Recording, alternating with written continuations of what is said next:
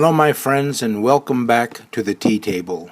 It's great that you could join me today.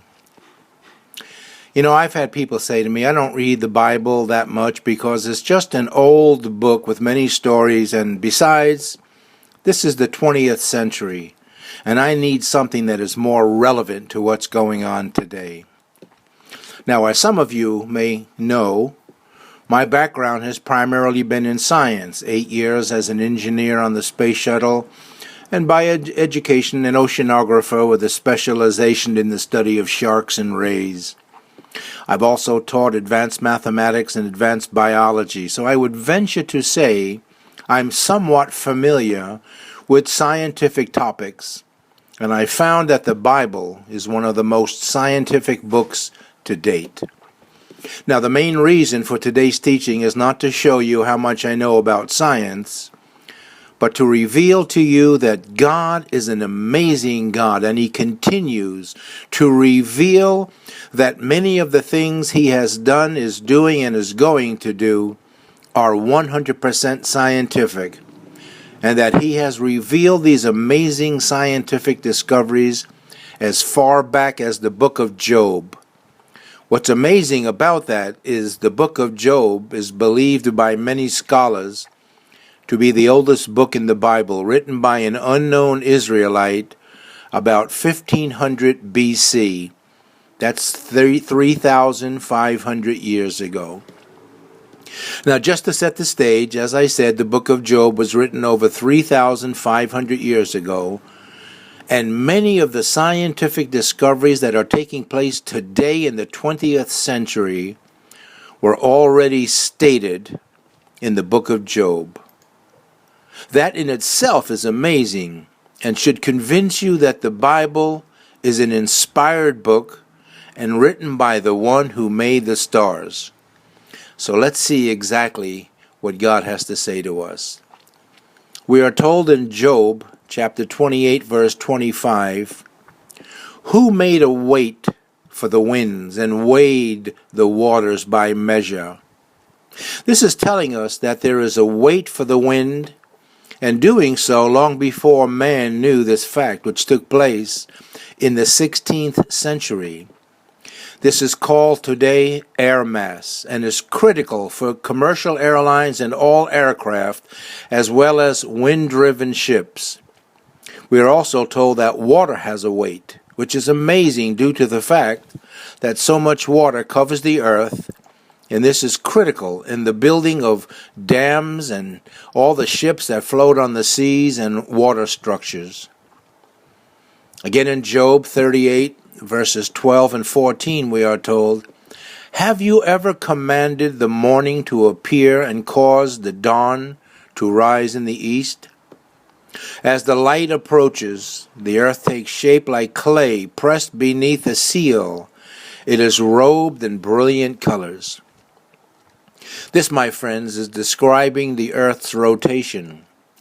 For a long time, science held on to the geocentric view of the universe, or that everything revolved around the earth, including the sun.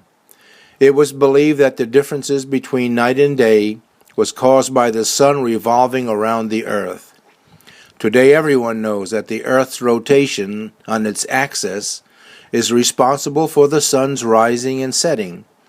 And the picture we get is a clay vessel being turned or rotated on a potter's wheel, which is an accurate description of the earth's rotation.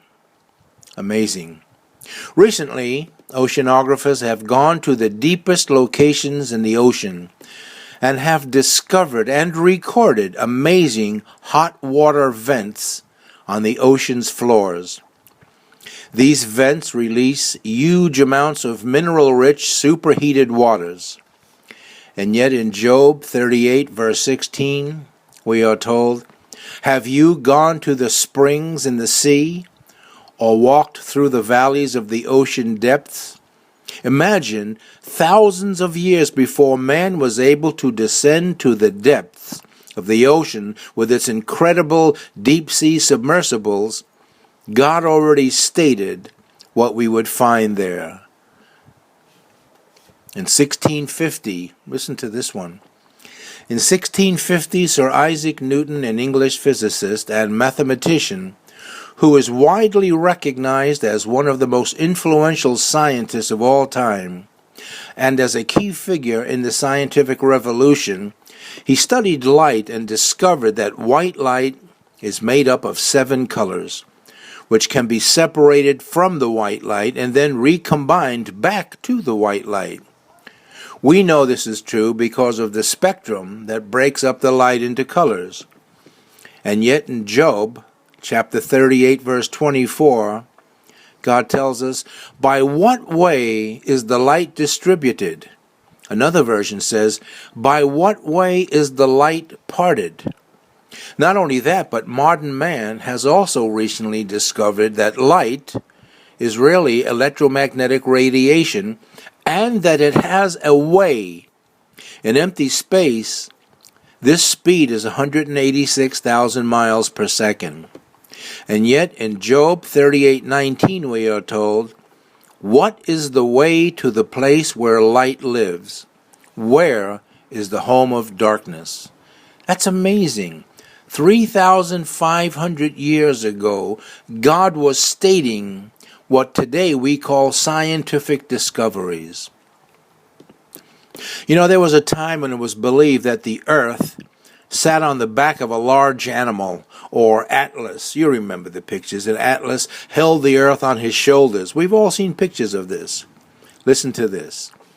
In Job 26, verse 7, it says, "God stretches the northern sky over empty space and hangs the earth on nothing." The Bible spoke of the earth free-floating in space thousands of years ago, and yet science discovered this in 1650. Astronomers recently directed the largest telescope in the world towards the northern sky and discovered there are no stars there, nothing, just as God stated over 3,500 years ago. Are you beginning to see that God is an amazing God and allows us to discover what He has already done? And we call it scientific discovery. In recent years, science has discovered that everything we see is made up of things that we cannot see. We know them as invisible atoms. Yet in Hebrews chapter 11, verse 3, over 2,000 years ago, we are told, "By faith we understand that the entire universe was formed at God's command, that what we now see did not come from anything that can be seen." That's amazing. For years, the scientific truth was that the earth was flat. We've all seen pictures of that. When a ship came to the end of the earth, they would just fall off into nothing. Yet in Isaiah 40:22, we are told, God sits above the circle of the earth. The word circle indicates something that is spherical or rounded, not flat or square. This was actually 300 years before Aristotle suggested that the earth might be a sphere or a circle. Did you know that it was Scripture that inspired Christopher Columbus to sail around the world without fear of falling off? Of course, his men were more than a little uptight and worried that they were going to fall off. Now, in oceanography, something that is familiar to me, we read about Matthew Murray, who lived in the 1800s. He's actually considered the father of oceanography. And he read in Psalms 8, verse 8, "Whatever moves through the currents of the oceans." Matthew Murray said, "If God said there are currents in the oceans, I'm going to find them." Thank God he looked for them, because now we have an understanding of warm and cold continental currents, also called convection currents, like the Gulf Stream, or the South Pacific Current, or the South Indian Current, the South Atlantic Current. Thank God that brave men and women took God at His word and stepped out. Over 3,000 years ago, God asked Job a question that until just recently would have seemed like a scientifically ridiculous question. In Job 38, verse 35, We read, "Can you send lightning that they may go and say to you, 'Here we are'?" Think about that. God is asking, can you send light and then have it manifest itself in speech?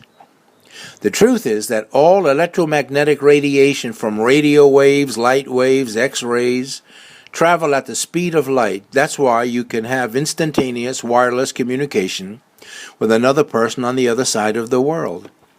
It wasn't until 1864 that science discovered that light could be sent and then manifested into speech. 3,300 years after God asked that question to Job. Now, for some of you, you might be thinking to yourself that all of this is just scientific fact that can be found in a science book. And you know something? You would be absolutely correct. The reason for this teaching is not to amaze you with scientific fact, but to amaze you with how detailed and thorough our God is, to awe you with the fact that today's scientific community is just now discovering what God has already done thousands of years ago. Now, if God can take care of the smallest detail in our known and unknown universe, don't you think that He can take care of every need in your life? If man is just now discovering what God has already done, don't you believe that there may be things about your own life that God has already taken care of, and all you need to do is discover what God has already done in your life? We covered just a few examples of how faithful God is. But did you know that the Bible speaks very clearly and specifically to areas such as the laws of hygiene, correlations of the mind and the body, the Bible and bacteria, fat intake into the body, the immune system, laws of quarantine, and the list of what God has already done for mankind goes on and on. Not only is God a loving God and a compassionate God and a forgiving God, but He is also a very smart God.